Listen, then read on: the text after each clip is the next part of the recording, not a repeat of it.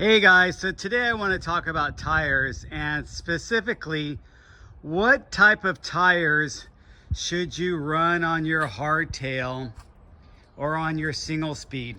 Now keep in mind, this is going to be really dependent on the trails you're riding, but there are some things you can generalize about your tire choices for a hardtail.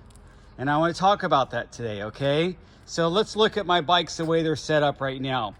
My 7 Sola, which is a lightweight single speed, is set up with some pretty lightweight XC type tires, although they're wide. They're 2.5.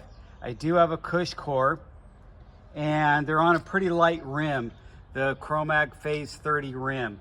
So internal width of the rim also plays into the decision factor of what tires you're running.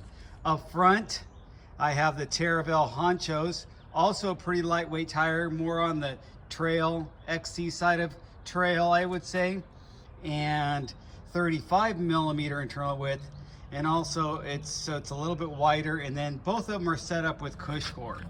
Now with Cush core, it's a volume reducer, because it goes in there and it takes space that would be just free airspace out of your tire, and it's going to add some compression dampening, but it's going to ramp up faster, and it's going to make them not quite as soft through the range of travel, that, if you will, that your tire gets involved with. So you kind of weigh out the good and the bad of that. If you want a real soft feel, and a lighter bike, you wouldn't use a Cush core. But if you want something that's going to ramp up for you and protect your rim and kind of give you that feedback that your wheels are obviously going to give you, then you use Cush core. And I'm on the latter. I like the Cush core. Plus I like to use them as a run flat. I don't have to this bike, I don't even carry a tube with this bike, so I don't have a spare tube with me, and I usually am able to get out either riding on the Cush core and tire, or I can push some more sealant in my tire and get out that way. So that is one of the advantages of Cush core, is the run flat ability that I really like.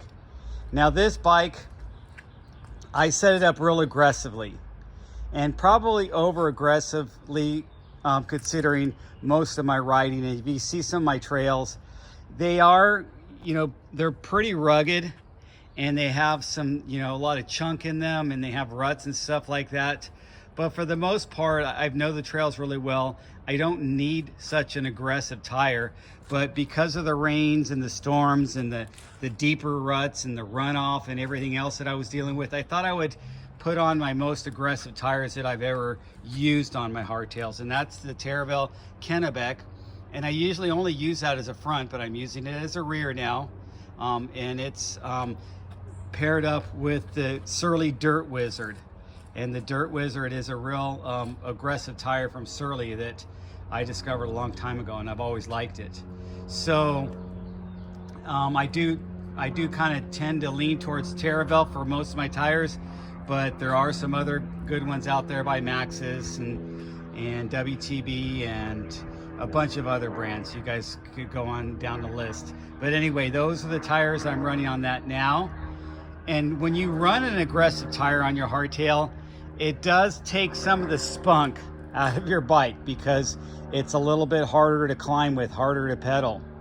So that plays into some of the enjoyment of having a snappy hardtail that just propels forward with each pedal stroke. You're going to feel the drag of that heavier tire, and drag is a major reason why people don't put a real aggressive tire in the rear. In the front, it really doesn't matter as much, but in the rear, if you have an aggressive tire on the rear, it's going to give you a draggy feel.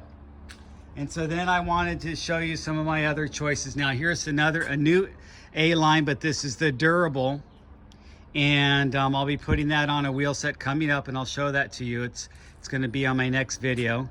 Here is the Taraval Kessel, and I wanted to show you that. This is their durable, and then they have super durable. But look at how similar that is to the Maxxis Minion DHF. It's almost identical. So, you know, it's a little bit more aggressive, but come on, the tread design is almost identical. This is a super wide Taraval Coronado. So what this is, and it's also the light and supple, but this is such a high volume tire that it really gives you a feel of, you know, kind of a floaty feel, that you're able to utilize that volume to make your hardtail have some extra cushion. So those are some tires I just wanted to point out. And then what I do on almost all my tires is I run Cush Core, or this is when I was running the rim packed, and you could see where I kind of cut out a channel in the center of my rim packed and ran it. And I do like the Cush Core a little bit more, because the Cush Core wide especially is a little more, it pushes out on my sidewall more. It's a little harder to install, but this added stiffness on the sidewall is really what makes these tire inserts really nice for holding on your tire at low pressure. And the Cush Core is just a little bit different, easier to install. Plus it's a little bit different feel because it is more of a volume spacer, especially if you don't cut out the channel in the middle. And it gives you a huge sponginess, where the dampening of it doesn't ramp up as fast because of that sponginess. Although it does suck up your sealant, so keep that in mind. And I mean, I just tell people, carry a bottle of sealant with you when you go mountain biking. Get those little 2-ounce bottles or 3-ounce bottles, and just bring it with you. Anyway, that's my explanation on tires and hardtails.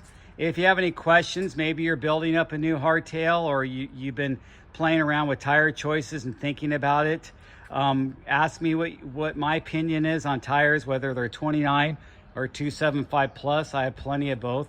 Here's another 275 plus tire over here that I need to wash. But this one, now this one gives you that center channel that's kind of shaved down, and or the tread in the middle is shaved down, but then the outside is more aggressive and super widely spaced. This does not work well on mud or real loose stuff, but if it's hard packed, it works fine.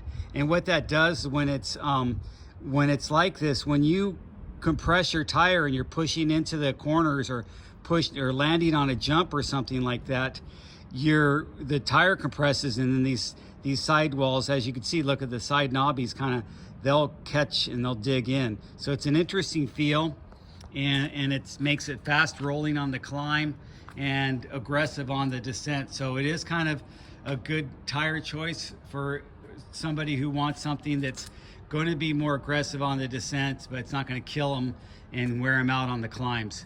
So there's my explanation of tires for today. I hope you enjoyed it. Go out there and get yourself a new pair of tires. There's plenty to choose from, and I would look for some on sale at this point, because they're starting to go on sale. The bike industry is leveling out, where their inventory is backing up. So look for the sales out there. If I have a sale, I'm going to post it in my link and share that with you guys. Thanks for watching.